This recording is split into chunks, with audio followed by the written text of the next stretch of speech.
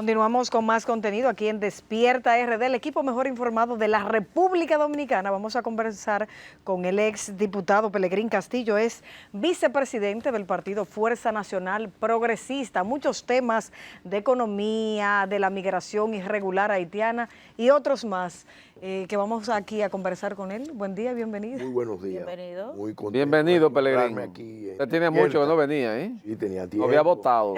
No, Sí. estaba pendiente de esa Estaba invitación. agachado por ahí. Había votado. Pelegrín, tenemos una misión del Fondo Monetario Internacional en nuestro país y de una vez que vienen este tipo de misiones a la República Dominicana, hay una especie de conjeturas, de temas, que si podría haber una reforma fiscal pronto, que está el dólar creciendo aún más. ¿Qué medidas se pudieran implementar luego de esa evaluación del Fondo Monetario Internacional? Miren, recordemos que hace ya un tiempo, empezando el gobierno, el presidente Abinader y su equipo trataron de impulsar una reforma que provocó un rechazo general, incluso dentro del mismo gobierno parece que no había grandes acuerdos y todo eso se tradujo en una parálisis y eso mandó señales preocupantes, porque todos sabemos que el sistema que tenemos acusa grandes deformaciones, grandes debilidades. Aquí hay un déficit fiscal que es importante, que va creciendo. Aquí hay un déficit cuasi fiscal crónico que ha sido integrado a la dinámica de la estabilidad financiera o bancaria de República Dominicana. Aquí hay un déficit histórico del sector eléctrico, que se entendía que esos problemas no debían presentarse 20 años después de haber avanzado en la capitalización. Eso no se podía pensar 20 y pico de años después que todavía estuviéramos acumulando déficits importantes. Ya el servicio de la deuda, el pago de intereses es superior a los ingresos. Hay problemas estructurales. El debate de fondo es cuál es el tipo de reforma que vamos a hacer. Porque en el fondo alguna gente dice, bueno, es que hay una presión fiscal baja y eso formalmente puede ser cierto, pero realmente no es cierto. Más que hablar de presión fiscal, que es lo que suele hacerse, hay que hablar de la carga real que soportan las personas y las empresas. Aquí, además de tributos, la gente está pagando sobrecostos en muchísimos renglones y son costos ocultos, son imposiciones, peor que impuestos, porque no devuelven, porque hay monopolios, oligopolios, colusiones. Los gastos de transacción de las relaciones con un Estado muy grande, muy intrusivo, muy exactivo, muy dispuesto a regular lo que no tiene que regular, definitivamente son altos y lo paga la población. El hecho de que haya áreas grises o canallas de la economía también genera unos costos. Por ejemplo, cuando hay lavado en algunas actividades, digamos, la industria y la construcción, cuando hay lavado de dinero, la gente no se da cuenta, pero eso dispara los precios, porque el que está lavando no le importa, y no necesariamente tiene que ser de narcotráfico. El que está lavando no le importa los precios, y fija los precios, porque tiene disponibilidad de recursos. Entonces, hay problemas estructurales. Nosotros necesitamos hacer una reforma a fondo, pero no solamente de la finanza pública, de la gestión de los activos, de la deuda, de los pasivos, del gasto público, ¿no? Necesitamos una reforma que tiene que ser de las relaciones políticas del Estado. Porque este Estado que tenemos, aquí concluye un ciclo de la vida, nacional que empezó en el 96. Es un Estado que se ha ido deformando con el tiempo y propiamente las relaciones de poder real de República Dominicana son las de una finca con pasaporte de unos pocos dueños y señores. Y eso hay que decir. Una finca con pasaporte. Una finca con pasaporte de unos pocos dueños y señores. Y ahí, entonces, esas relaciones degradan la política se convierte en un campo de inversión de alta rentabilidad, en una actividad que está repartiendo como favores lo que tiene que garantizar como derechos y libertades, no genera unas dinámicas virtuosas de integrar a la ciudadanía, a la producción, al consumo y por tanto a la ciudadanía efectiva. Esos favores podrían traducirse con los programas sociales. Claro, pero óyeme, nosotros somos un caso singular, porque somos un país cuyo Estado no tiene una política activa de empleo. Como dijo el presidente Medina en la cumbre de La Habana, cuando se trata de los haitianos para fines de la desnacionalización del mercado laboral, miramos para otro lado, lo dijo así públicamente ante todo el continente. Sin embargo, tenemos un sistema de subsidios para 4,5 millones de personas que pierden los subsidios desde que entren a trabajar. Es decir, los subsidios no son para complementar el trabajo, para que haya una política activa de empleo, sino para que no se trabaje. Hay una contradicción porque el gobierno dice que han incrementado los empleos, el nivel de ocupación. Es que, mira, Mark Twain decía algo que a mí me gusta repetirlo mucho. Él decía que habían diferentes tipos de mentiras. Están las mentiras piadosas, están las malditas mentiras, están las mentiras insidiosas y están las estadísticas. Con las estadísticas se hace mucho juego. Claro que sí. Entonces, no, que la economía dominicana está creciendo, bueno, está bien, hay empleo, pero cuando vamos al fondo, ¿cuál es la calidad de ese empleo? ¿Cuál es la calidad de ese empleo? Como cuando vemos las estructuras de los salarios de República Dominicana, casi el 80% de los salarios de la economía dominicana, porque es una economía que está basando su potencial de competitividad sobre la base de la sobreexplotación rentista del mercado de los 25 millones. Eso es una lógica perversa que se impuso aquí desde mediados de los 80, pero sobre todo en los 90, fue a través de una serie de tratos que se hicieron con los poderes internacionales, y eso es lo que está generando la mar de contradicciones, y el Estado, y todos los servicios públicos esenciales del Estado dominicano ahora mismo están en precario. Lo vemos con el tema de la salud. Ajá. Ustedes han visto los últimos debates. Lo vemos con el tema de la educación, aunque se aumentó el presupuesto, hay problemas. Lo vemos con el tema de la electricidad. Lo vemos con los temas de la seguridad nacional y ciudadana. Y además yo creo que hay que cambiar el modelo. Nosotros no podemos seguir atados al modelo del Nueva York chiquito. Eso tuvo un momento cuando empezó el gran impulso hacia la globalización, hacia la modernización, ese sueño que se vendió, que está en derrumbe. ¿Qué se necesita? Bueno, nosotros tenemos que repensar el modelo de desarrollo. ¿Cómo puede ser que el sector agropecuario, que debe ser la base de una economía real, con las condiciones que nosotros tenemos, esté en una situación de descuido? El año pasado, la banca múltiple le prestó al sector, a los sectores de la economía 989,000 millones de pesos.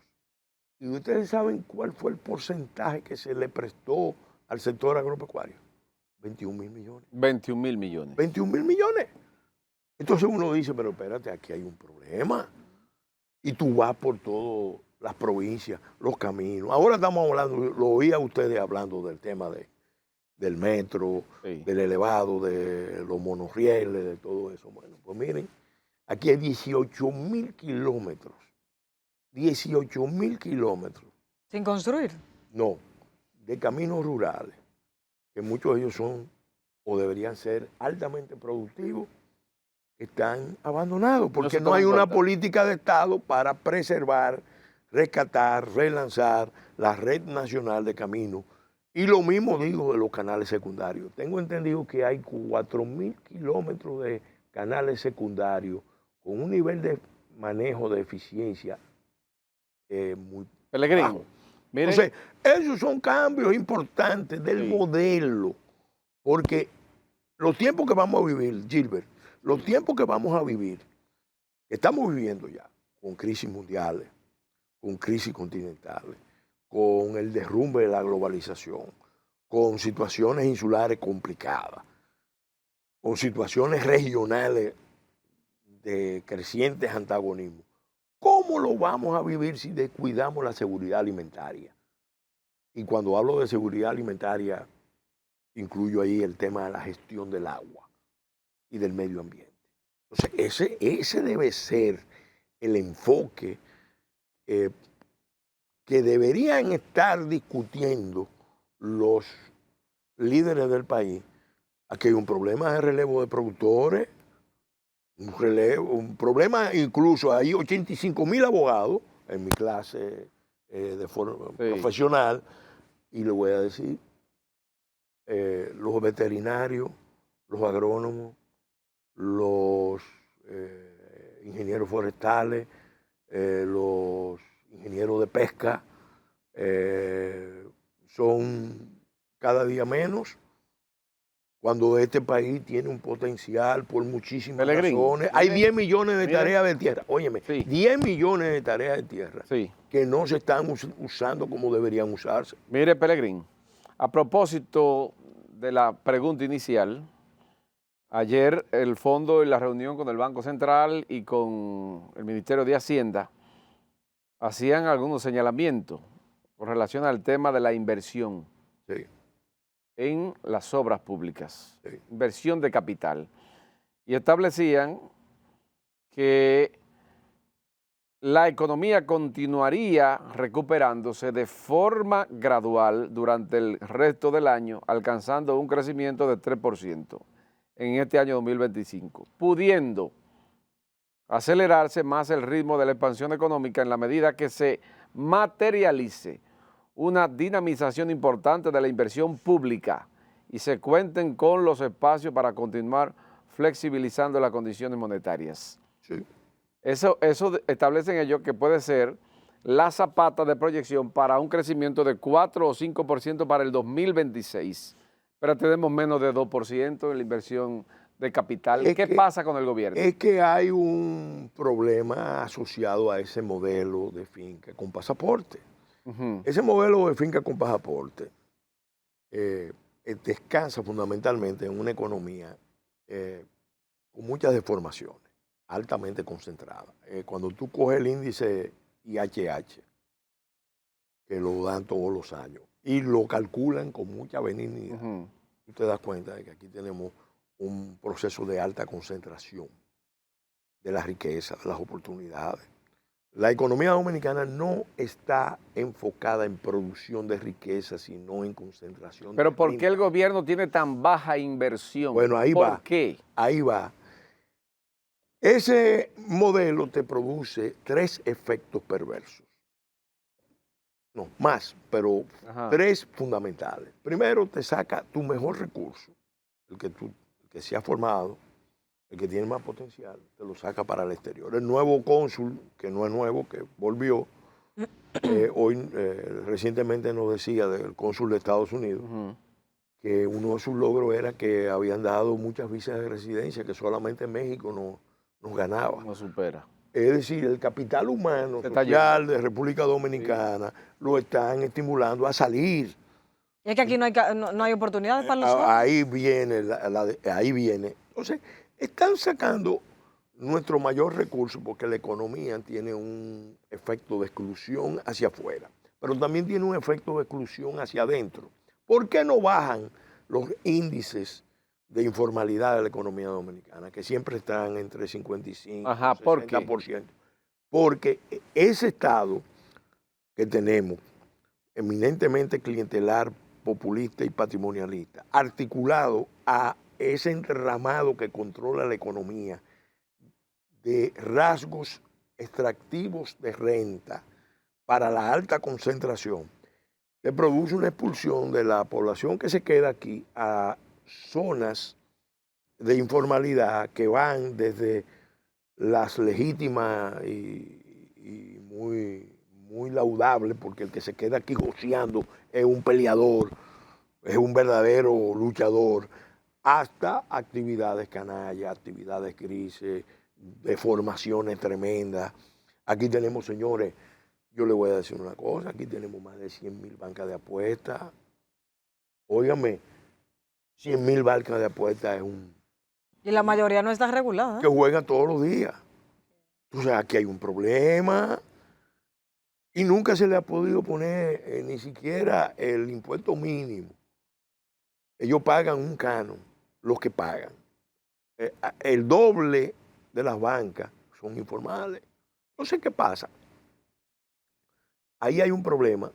Pero, ¿qué pasa? La población que se queda dice, bueno, pero yo tengo que sobrevivir, y por la ley de la necesidad que decía Tito Livio, y a la vez repetía, que es la ley de los pueblos, pues la gente busca las relaciones con los partidos. Y ese es el caldo de cultivo para un sistema, como ustedes decían, clientelista, eminentemente clientelista, muy institucionalizado. Probablemente creo que hay unos estudios de universidades norteamericanas que revelan que República Dominicana es uno de los países de América Latina, si no el que más, que tiene el sistema clientelar más institucionalizado. La población económicamente activa de República Dominicana creo que es de 5.8, casi 6 millones de dominicanos. Y entonces tenemos casi 1 millón trabajando en el Estado o recibiendo ingresos del Estado en nóminas públicas. Así es. No estoy hablando de subsidios. La relación... Y los planes sociales. Y más los planes sociales. Ahí es que está la institucionalidad del clientelismo. Entonces, un gabinete social es una institucionalidad del clientelismo. Entonces nos dicen, no, hemos acabado la pobreza. Señor, la pobreza se acaba con políticas activas de empleo y de trabajo productivo. Correcto. La pobreza se acaba cuando se difunde la propiedad y el crédito. La pobreza se acaba cuando el Estado, la relación del Estado con las fuerzas productivas y con la ciudadanía tiene un saldo positivo y no opresivo o exactivo. La pobreza se acaba cuando los mercados, los grandes mercados, funcionan. Te voy a poner un ejemplo. Yo estoy vinculado a un sector productivo de la agropecuaria. Le voy a dar este dato. 1 tonelada de material para la producción de la industria avícola de New Orleans a Jaina vale mucho menos que de Jaina a Moca. No relaje, Pellegrini. Y de Moca a Santiago. ¿Cómo va a ser? Sí. ¿Y por qué? ¿Y cuál es el encarecimiento? Porque aquí, por ejemplo, el transporte, Sí. para hablar de las áreas concentradas, Sí, el sí. transporte de República Dominicana está hiper concentrado, Sí. porque hay muchos vehículos, Claro. ciertamente, pero no hay competencia, están repartidos. Y aquí los productores dominicanos, la ciudadanía dominicana, porque al final esos son costos que lo paga el ciudadano. Ujú. Vamos a estar claros, el 30% más alto que el de Centroamérica. Y eso pasa, mira, eso pasa con la energía, eso pasa con el combustible, eso pasa con el transporte, eso pasa con telecomunicaciones, eso pasa con el dinero, eso pasa con cemento, eso pasa con varillas, eso pasa con agregados, eso pasa con los fondos de pensiones. Esa hiperconcentración y esa mala regulación de los mercados es lo que está generando este problema. ¿Se va a poder mantener el esquema de finca con pasaporte? No. Pellegrini, ¿qué va a ocurrir con el tema de lo que ha colocado el presidente de los Estados Unidos en el área del Caribe frente a Venezuela? Casi un intento de invasión. ¿Qué impacto tendrá para nosotros? Porque se habla de droga ahí, ¿eh? Sí, sí. De 200 toneladas de droga que salen de Venezuela, recorren zona del Caribe, van a Estados Unidos y llegan a Europa y nosotros somos un centro de transporte Mira, de droga. uno tiene que reírse cuando oye ahora al presidente Petro diciendo que él no sabe lo que Están convocando a la es CELAC, Petro es el presidente. el cartel de los soles, que eso no existe. ¿Ya no existe? No, dice Petro. Ah, ok. Entonces, ¿qué pasa? Mira, el que conoce perfectamente la historia de América Latina en las últimas décadas sabe que en gran parte por culpa de los propios Estados Unidos, porque hay que ser justo en eso, Sí. se fue desarrollando en esta zona, en el Gran Caribe, una economía canalla vinculada al crimen organizado transnacional Correcto. en múltiples actividades. Y fue capturando estados. Uno de los estados capturados es ese que tenemos aquí al lado. Haití. Haití colapsó hace mucho, pero lo capturaron organizaciones del crimen organizado transnacional. Y luego eso se articuló por diferentes vías con la economía dominicana, que es una economía muy moderna, porque tiene 14 puertos, 12 puertos y tiene 8 o 9 aeropuertos internacionales. Tenemos tratados de libre comercio, sí, claro, con Estados Unidos, con Europa, con Centroamérica. Sí, claro. Una economía muy dinámica, muy moderna. Bueno, pues resulta que ahí hay una articulación funcional. ¿De dónde viene esa droga? Todo el mundo sabe que viene de Sudamérica. Lo dijo Leslie Voltaire en una reunión con un ex mandatario. Yo estaba ahí en esa reunión convocada. La convocó el Vaticano. Ok. Y ahí él habló con mucha sinceridad. Dijo, las armas no vienen solamente de Estados Unidos. Dijo, viene de Venezuela, viene de Colombia y viene de Jamaica. Porque en Jamaica opera un cartel de la marihuana. Que ahora mismo es menos agresivo porque en Estados Unidos la marihuana es permitida. permitida. Pero puede que la están produciendo puede haber allá. inestabilidad en la región con lo que está No, ocurriendo. hay inestabilidad. Entonces, ¿qué es lo que pasa? Ese proceso de descomposición, de encanallamiento de toda la región, ya llegó a un punto donde Estados Unidos sencillamente se ve obligado a tener que cambiar el enfoque. Maduro es narcotraficante, como dicen los Estados Unidos. Mira, Maduro es un narco. Mira, evidentemente el régimen de Venezuela, yo no voy a hablar de personas, Sí. porque eso ya depende de cada uno. El régimen de Venezuela Sí. ha estado apoyando, dándole respaldo a muchas organizaciones criminales en todo el continente. ¿Cómo? Sí. Mira, yo fui, te voy a contar esto. Régimen perverso. Oye, te voy a contar esto. Es una historia real. Cuando la estrategia de lucha contra el imperialismo llevó al régimen de Venezuela, al presidente Chávez, a ir a Irán, no se sorprendió porque uno entendía, pero ¿qué hace Venezuela haciendo una alianza con un régimen teocrático, una revolución islámica del siglo VII? A nosotros nos chocó. Le dimos seguimiento al tema y, por ejemplo, aquí se pudo comprobar, lo saben las autoridades dominicanas, lo sabe toda la región, que había un tráfico internacional de personas que venía con esta ruta. Teherán, Sí. Damasco, Sí. Damasco, Caracas, Punta Cana, Ok. Punta Cana, Montreal. Aquí en una ocasión se descubrió, Vuelo directo a Montreal. Sí. Aquí se descubrió esa estructura moviendo gente hacia Canadá y hay que presumir que esa gente después pasaba la frontera hacia los Estados Unidos, porque su destino no era solamente Canadá.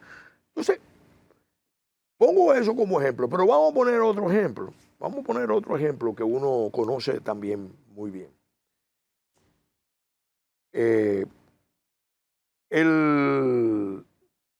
El presidente Petro ha admitido que el ELN es un narcocartel y que la FARC, las disidencias de la FARC son otro narcocartel y que el Clan del Golfo es otro narcocartel. Ahora, ¿quién es el que ha dicho que están operando en la frontera en la frontera de Venezuela y de Colombia, y que por eso hay que crear un área común.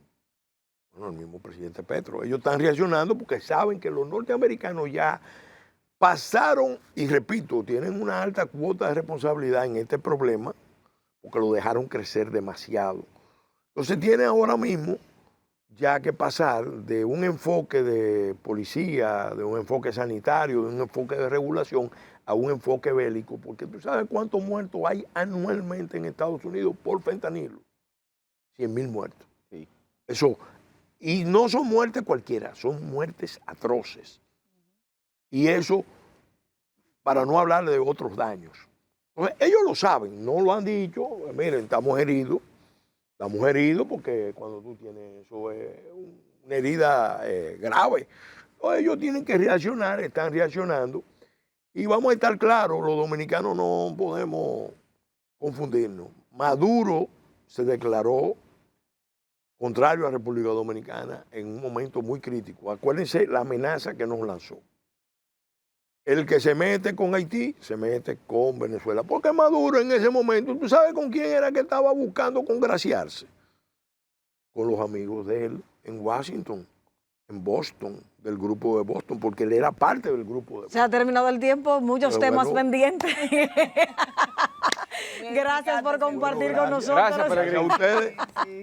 Y a ustedes, por supuesto, las gracias por seguir ahí con nosotros. Mañana nos vemos a las 6 en punto de la mañana. Cuídense mucho y sigan en sintonía con Telecentro Canal 3.